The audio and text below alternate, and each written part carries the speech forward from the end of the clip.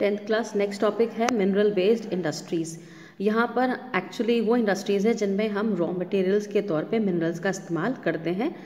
तो यहाँ पर मिनरल्स यूज़ कर रहे हैं इसलिए हम इनको मिनरल बेस्ड इंडस्ट्रीज़ कहेंगे। अब उसके अलावा इसके अंदर जो आपको सबसे पहले पढ़ना है वो आयरन एंड स्टील इंडस्ट्री के बारे में है। आयरन स्टील इंडस्ट्री को बेसिक इंडस्ट्री भी कहा जाता है क्योंकि ये बाकी इंडस्ट्रीज़ को हेल्प करती है फर्दर डेवलपमेंट में। हेवी, मीडियम, लाइट जितनी भी इंडस्ट्रीज़ हैं अपनी मशीनरी के लिए वो सब इस पर ही डिपेंड रहती है। Steel is needed to manufacture a variety of engineering good. अब स्टील जो है बहुत सारे इंजीनियरिंग गुड्स को प्रोड्यूस करने के लिए काम में ली जाती है, जो कंस्ट्रक्शन एक्टिविटीज़ के लिए काम आते हैं, defence, medical, telephonic, scientific equipment and a variety of consumer goods. उसके अलावा production and consumption of steel is often regarded as the index of a country's development. किसी भी कंट्री का डेवलपमेंट आपको चेक करना है तो आप वहाँ का स्टील का प्रोडक्शन एंड कंजम्पशन उसका रेट देखोगे। जितना प्रोडक्शन उतना ही कंजम्पशन है, दैट मीन्स वो कंट्री काफ़ी ज़्यादा आगे है। आयरन एंड स्टील क्या है, हैवी इंडस्ट्रीज़ में आती है बिकॉज यहाँ पे जो रॉ मटेरियल हम यूज़ कर रहे हैं वो काफ़ी हैवी होता है और जो बनने वाला सामान है वो भी काफ़ी हैवी होता है, जो फिनिश गुड है वो भी। इसीलिए इसको अच्छा खासा ट्रांसपोर्टेशन की भी ज़रूरत पड़ती है क्योंकि इसको आप टाइमली जो है सुटेबल प्लेस तक आपको ट्रांसफ़र करना है और हैवी होता है, इसलिए आपको प्रॉपर नेटवर्क, प्रॉपर सिस्टम चाहिए।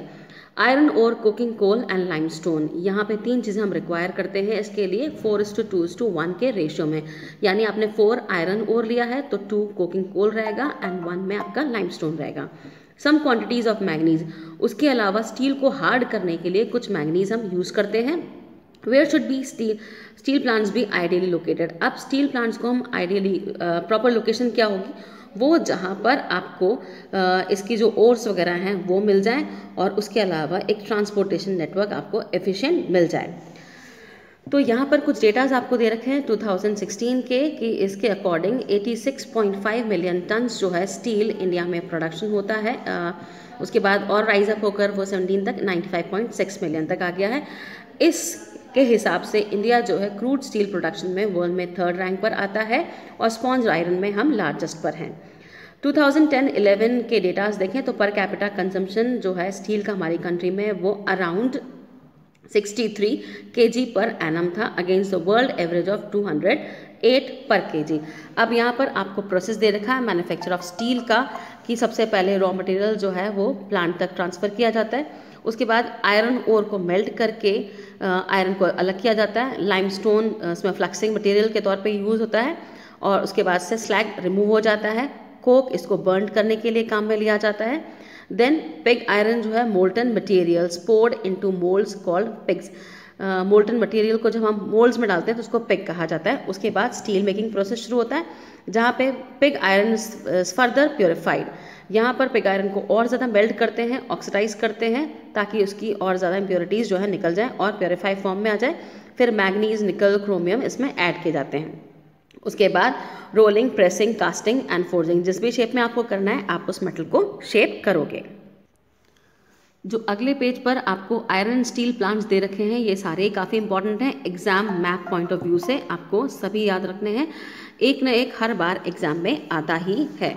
उसके अलावा फिर आपका most of the public sector undertakings, India के अंदर ज़्यादातर पब्लिक सेक्टर अंडरटेकिंग्स जो हैं वो steel authority of India limited के थ्रू मार्केट में आती है, SAIL। ये आपको 1 मार्क के हिसाब से इसकी फुल फॉर्म याद रखनी है या अथॉरिटी कौन सी है वो याद रखना है। 1950s में आप देखोगे China and India produce almost the same quantity of steel. तकरीबन सेम क्वांटिटी स्टील दोनों कंट्री प्रोड्यूस करती थी, लेकिन अभी चाइना लार्जेस्ट प्रोड्यूसर है स्टील का, उसके अलावा कंज्यूमर भी लार्जेस्ट है ये। इन 2004 India was the largest exporter of steel. 2004 में इंडिया सबसे ज़्यादा एक्सपोर्ट करता था steel, which accounted for 2.25% of the global steel trade, जो कि पूरे वर्ल्ड मार्केट का 2.25% था। छोटा नागपुर प्लेटो रीजन जो है वो मैक्सिमम कॉन्सेंट्रेशन वाला एरिया है स्टील और आयरन इंडस्ट्रीज़ को लेकर, आप मैप में देख सकते हो। यहाँ पर सबसे ज़्यादा आयरन स्टील प्लांट्स आपको मिलेंगे। उसके अलावा it is largely because of the, अब ये क्यों है यहाँ पर, क्योंकि यहाँ पर आयरन ओर की माइंस वगैरह बहुत सारी हैं, इसीलिए ये एरिया सबसे सुटेबल है इंडस्ट्री के लिए भी। दिस इंक्लूड, उसके अलावा low cost of iron ore हो गया यहाँ पर क्योंकि अच्छी क्वांटिटी में यहाँ पर आयरन ओर मिल रहा है। फिर हाई ग्रेड रॉ मटेरियल्स, वो दूसरे जो रॉ मटेरियल्स चाहिए वो भी आपको मिल जाते हैं। चीप लेबर मिल जाती है, क्योंकि ये एरिया बहुत सारा पॉपुलेशन वाला एरिया भी, तो चीप लेबर भी आपको मिल जाती है। और काफ़ी सारा प्रोडक्शन तो यहाँ पर होम मार्केट के लिए ही हो जाता है। Though India is an important iron and steel producing country in the world, yet we are not able to perform to our full potential. India बहुत अच्छा प्रोड्यूसर है, लेकिन फिर भी हम पूरी क्षमता से प्रोड्यूस नहीं कर पा रहे हैं। उसका रीज़न है सबसे पहले high cost and limited availability of coking coal.